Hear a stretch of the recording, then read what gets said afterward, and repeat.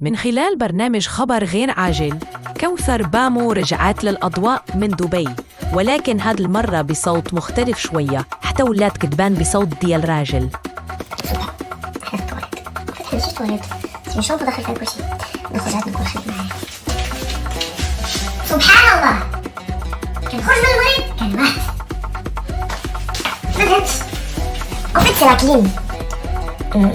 I like it. I like when the voice is like this.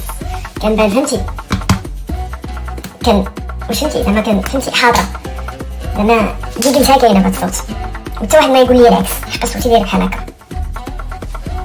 Let's do skincare. ويلي كنجيب له بايكا مزيان هكاك.